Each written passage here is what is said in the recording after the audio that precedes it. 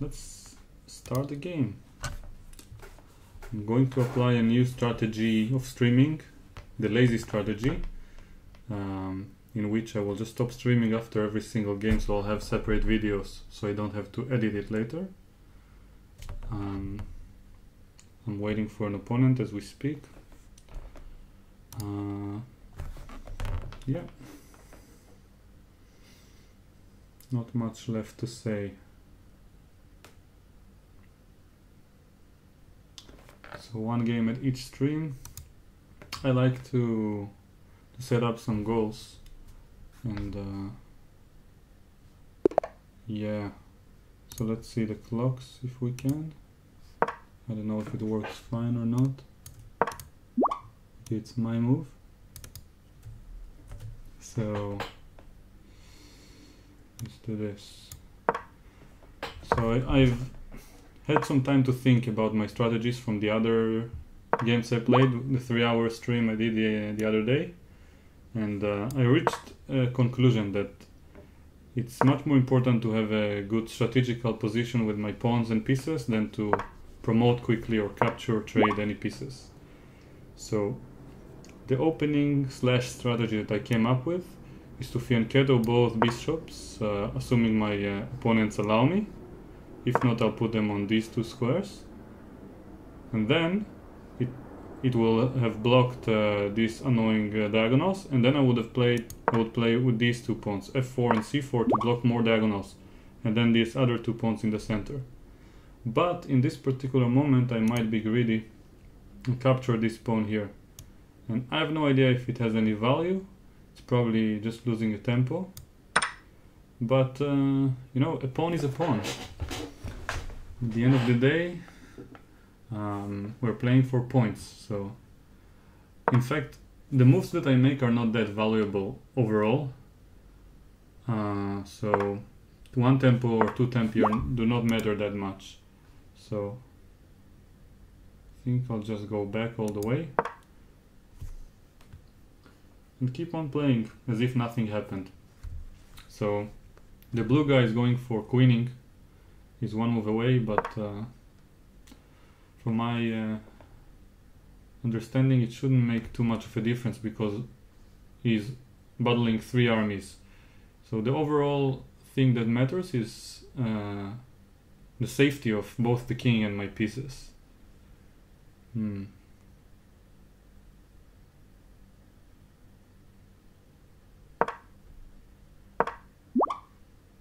Okay, so I continue the strategy, and now I don't really look at the other players' moves because all my squares are basically more or less protected, the first 2 lines. So the thing I would grant the most attention to are the pieces who are aiming at my camp. So this bishop, the green bishop over there, looks here, so it's a bit dangerous. This bishop in this diagonal, this queen and this queen. So I want to move these 4 pawns for 2 squares, but the order is quite important, and I don't want to allow trades. So the safest way to start seems to be like this one, because I'm just closing this bishop without opening any diagonals voluntarily. The other pawn moves would open up a bit. So for example, if I move this pawn, the blue guy might trade the queens, and this won't be good for me. It will not be good for him as well, but from my experience, people here, like half of them tend to make idiotic moves like most of the time. So if I allow a queen trade and they go for it, we will both lose, but it doesn't mean I should allow it. So my means to prevent the queen trade is to play f4 followed by knight f3. And for those who don't really know what my notation system is, probably need to draw something before the stream. I'll do it in the future. Is to my left rook on the bottom is a1. The right one is h1, and then if you go all the way to the top, the red guy, his rook here is on h8, and the left rook is on h14 and a14. And okay, now this bishop is slightly annoying, but I don't think he will capture anything anytime soon, so I'll move this knight first. Just in case he wants to trade. I mean, even though it's an idiotic move, I don't want to allow anyone to grab my pieces if I can avoid it. So my next couple of moves are the knight to f3 to block the queen trade, and then push this pawn to e4, followed by this pawn to d4. The other players are making slightly passive moves, so I'm quite pleased. Oh, he blocked the queen trade himself, so I can afford to play e4. Okay, so the left, let's call it the left lines, their green rook, it starts on alpha 5. So if this is a1, I don't know if you can see the mouse, I think you can. My rook is on a1, a2, a3, a4. So this is alpha 4, beta 4, gamma 4, and on the left side it's delta 4, epsilon 4, and zeta 4. I don't remember the name of the username who offered it the previous time I streamed, but I will grant him a shout out if I will recall later on. It's not my invention. As for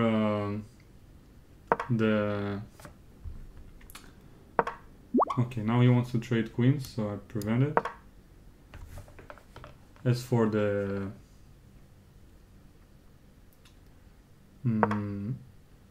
what was it? Another guy who I want to find and I didn't write his name was John something, who was present in the previous stream in the chat, and he claimed to be the one in charge of 4 players chess on chess.com. So if you happen to watch this, please contact me somehow. I have some suggestions for the game, and he seemed to be willing to implement them. So, and even if not, I would be glad to at least have my voice heard, so they will consider it, because I feel like this game could have a bunch of improvements that are quite a high priority at this point. Okay, so now I'm gonna push the central pawns. I start with this one because this diagonal yeah, this blue bishop over here at delta 8, it's looming on my camp, so I don't want to open it too quickly. So I'll maybe just move my knight here. Oh no, but then he will exchange queens. So I don't want to decide yet where I'm going to castle. I feel like it's a good idea to wait with it. And it's very important not to waste a lot of time, so I think I'm gonna go for this move nevertheless, because I can't afford to lose time. Okay, the most important part, other than all the things I already mentioned, is to play quickly, and I haven't been doing it in this particular stream so far. I have 2 minutes left, so there are no pre-moves.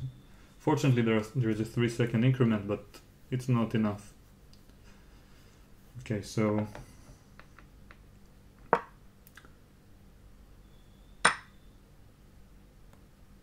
the red guy is leading, but he also exchanged one of his bishops, so technically I have more material than him, so 1-on-1 at the end I could take him out in real chess, even regardless to the fact that I might have better chess skills. Just in general, I like to treat all the opponents as potentially better chess players than myself, and grant them the respect that I would grant any player I compete with. Okay, so now this bishop is away from the diagonal of my queen, so I'm not afraid to open it up. So I'm just pushing pawns to a better, let's say, closer to the queening zone. Even though now when he pushes this pawn, it's a little bit risky for me, because we might exchange, it's not in my favor, and also open up some lines. But I think that this pawn is not protected, so I'm just grabbing it, and I already took 2 pawns, so I'm not even in the last place. I only have the least amount of time, And yeah, I'm causing some damage. Next move I can grab this one. Okay, so let's grab some more.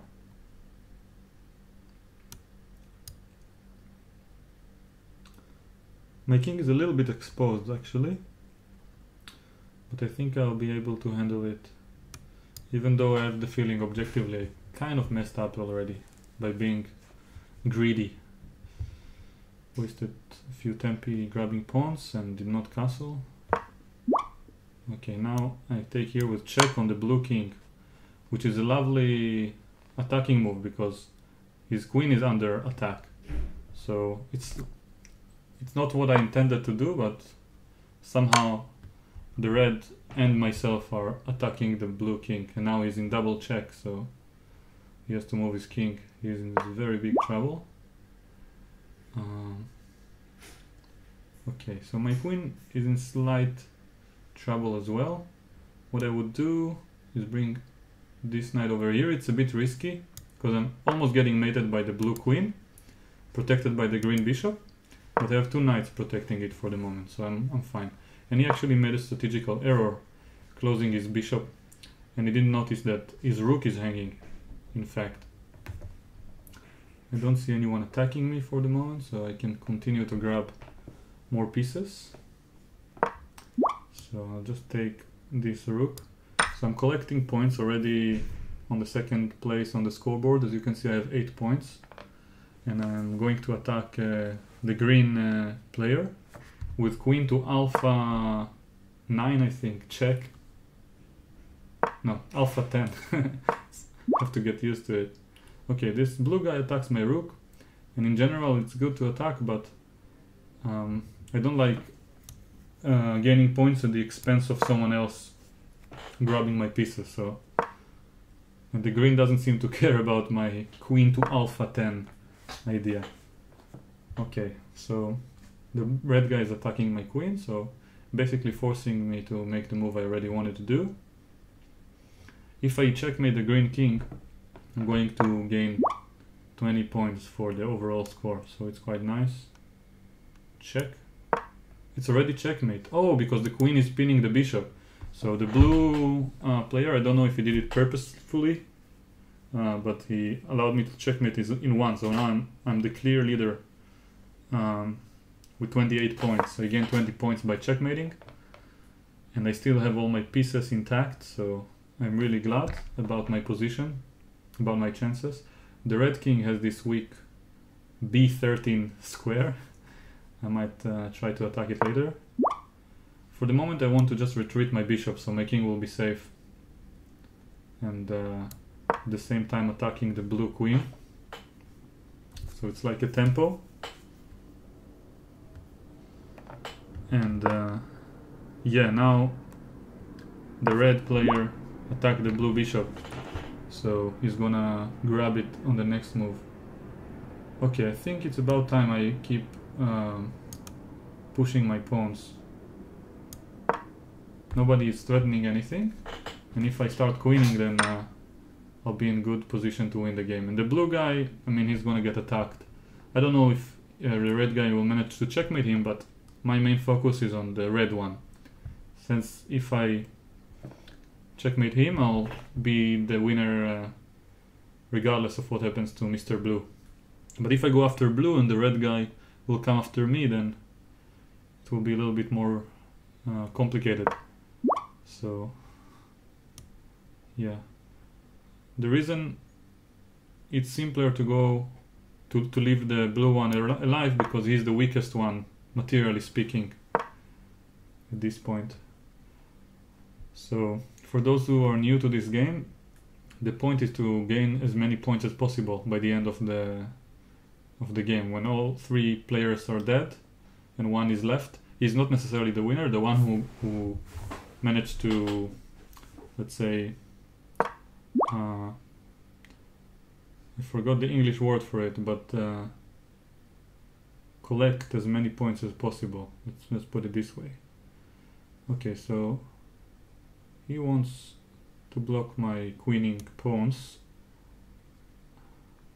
I'll just keep pushing. I don't see any reason. This pawn was one move away from queening. Oh, the red guy is coming after me. That's a bit risky. The one knight move and then suddenly my king is exposed. So I'm gonna castle. Short castle on the next move. And I hope they don't gang up on me, because then it will make things much more interesting. And I feel like I'm already winning. So I have no interest to spice things up. Okay, no real threat. I can castle.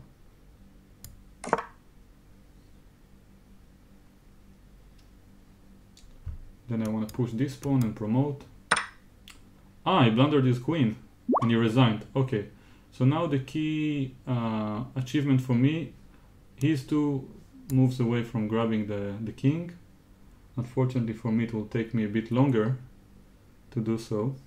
But what I can do is to protect the black king.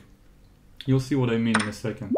Actually, the red one didn't even go for it, so he made a mistake, because now I'm gonna grab the king before him. He had to move the red knight from E12 and then the queen on D13 would have captured the king. Okay, now he's protecting the king, and there is an interesting strategical question. I can let him take it and earn a queen or not. I think it's a smarter idea to not grab it, because if I'm gaining a queen, I'll definitely beat him in regular chess, and it doesn't matter that he will have the momentarily lead. But if I grab the king now and he grabs my bishop, he'll just win a piece. And okay, it's still I could do it and then immediately grab a pawn or something and resign, but I want to win by the highest margin possible. I don't know if it affects the rating or not, but yeah, it's a good question that I just brought up, whether winning by 1 point is good enough or not. Oh, and I also blundered this pawn. Okay, so I feel like I don't want to lose on time also, so I'll just grab this one. I have to be extremely careful. Yeah, my pawn on the 7th rank was quite important. In any case, I'm leading, so okay, I don't know what he grabbed. He's trying to prevent me from promoting, but I don't care. I have 14 seconds, so I'm coming after this king. I'm gonna protect by the queen and see what happens next. He's attacking my queen. Now his only practical move is to grab the king and let me be a queen up. Otherwise I will lead both materially and point wise. So okay, he gives him a check, which is weird. Just take it. I have only 14 seconds and he's not gonna take, so technically I could resign on the next move. He will have gained 20 points, and at the same time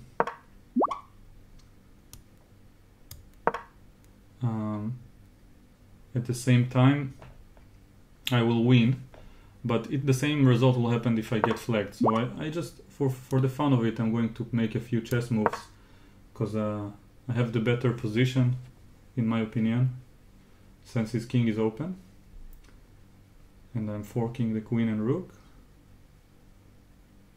My king is relatively safer, I would say. Okay, I'm not even gonna capture it that quickly. I'm gonna take this one and attack his rook. I have 10 seconds left. It's time to be a little bit careful. Okay, let's take the rook. I don't care. He's gonna take my knight, but I'm coming after his king. Oh, I have 5 seconds. Okay, I have to really rush at this point, so I will not commentate on the next couple of moves, if I may. He's coming after me, I'm coming after him.